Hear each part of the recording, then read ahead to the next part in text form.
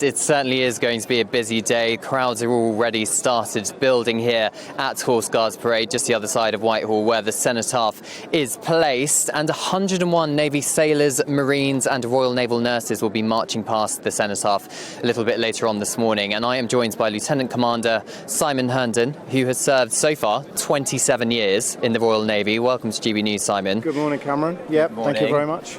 You have quite a family connection with the Royal Navy, don't you? Yes, so my two granddads served in the Navy during the Second World War. One was in the Arctic convoys and the other one was out in the Far East, which visited Hiroshima and Nagasaki after the bombs had been dropped there.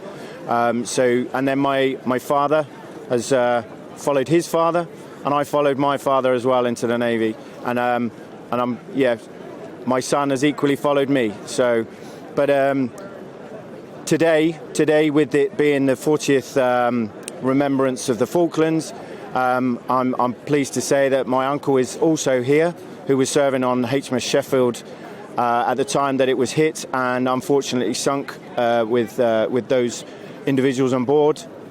But he survived, and he's here to do the parade today. So. I mean, what's an honour for you to march alongside him? Yeah, absolutely. I mean, it's an honour to be here in front of all the veterans, but obviously a poignant time now to be here in front of him whilst he marches past me as well. What's the draw to the Royal Navy? What do you like about being in it?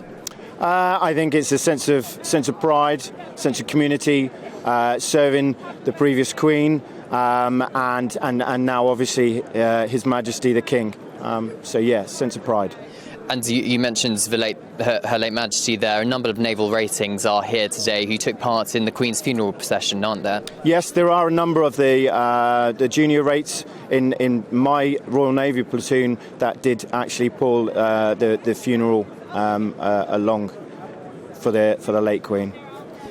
And the fact that she is no longer Commander-in-Chief, the longest-serving Commander-in-Chief, and you now have a new one, King Charles III.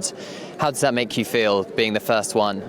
Again, it's a sense of pride, a sense of honour, and yes, we'll go down in history as being the first ones to do it in front of the new King.